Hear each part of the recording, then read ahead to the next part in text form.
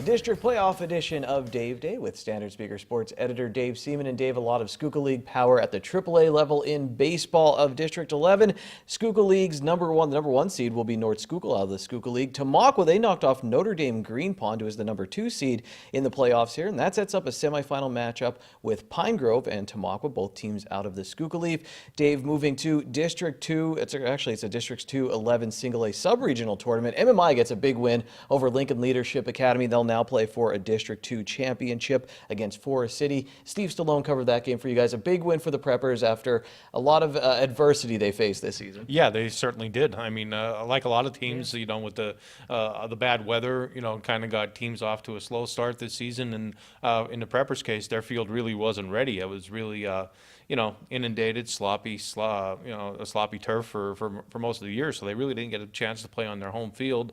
That and then a couple injuries came along, and then they're running up against a rugged schedule. You know, they're playing crossover games. They're not really crossover games, but against a lot of bigger schools in their own division. Teams that were, you know, undefeated. You know, traditional powers like Holy Redeemer, Hanover area has been very good this year. The Preppers accorded themselves well coming down the stretch, and right now they're playing schools more their size too, and I look for them to be very competitive moving forward.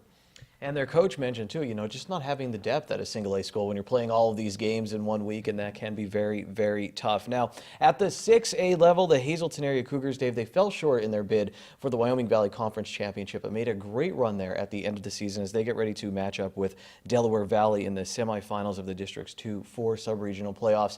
They have a lot of momentum carrying with them, and you'll be at that game. You know, it's a long trip, but the Cougars, if they come off the bus ready to play, you know, they certainly have the talent. It's a lot of young talent, unproven talent, but really they have nothing to lose at this point. You know, you're playing in a district semifinals against a team, Delaware Valley, who's been strong all season, the second seed behind Williamsport in the sub-regional tournament.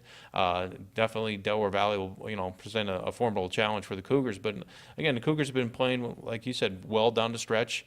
They've been getting outstanding pitching from some young players like Jerome Repitz.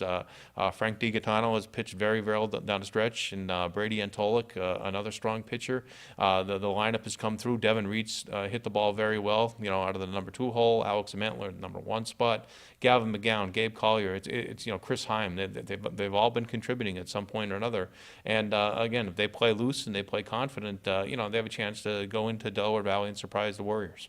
Dave, let's go to softball right now. So North Schuylkill, they won the Schuylkill League Division I championship, but then lost in the Schuylkill League playoffs in the championship to Pine Grove. There's a chance those two teams could meet up again in the District 11 AAA championship game. However, that will be tough as Pine Grove will play Marion in the first round. Tamaqua, the number 3 seed in 4A softball in District 11. And Dave, Hazleton area, the Lady Cougars, the number 1 seed in the District's 2-4 sub-regional 6A tournament. They'll play Delaware Valley to get things started. It's been a while since they played a softball game, but I think they were trying to get a scrimmage in there, and this is a program that's usually pretty ready for a game. Yeah, they usually come into the state tournament pretty ready, but you know, those games go fast, so you got to start out fast, and it's important. And they've had a lot of strong first innings this season.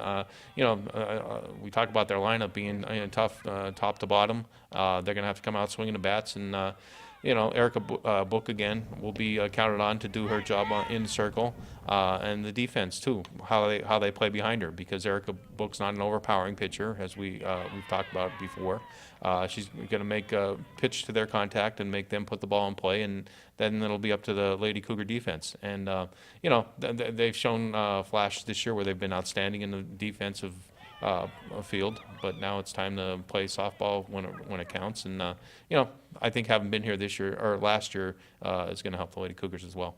And all of the coverage of the district playoffs within the Standard Speaker. And, of course, you can keep track here on SSPTV News. Dave, you had a really interesting article last week talking with Bobby Planutis, former Hazleton area high school basketball player transferring. He was playing at Mount St. Mary's, Division I NCAA basketball. Now he'll go to St. Bonaventure, play for the Bonnies. And just talking with him, he seemed very excited, Dave, for this opportunity, even compared how the Bonnies play to Hazleton area high school. Yeah, he said it's an up-tempo type of game, and he'll play in a position where he's going to be more comfortable. He's going to a team that, coming off quite a few successful seasons. Last season, the Bonnies made the NCAA tournament, beat UCLA in the tournament. He does have to sit out a year, according to NCAA guidelines, but he gets to practice every day, and he gets to work out in a weight training room and be part of the team for the year. The only thing he can't do is play in games.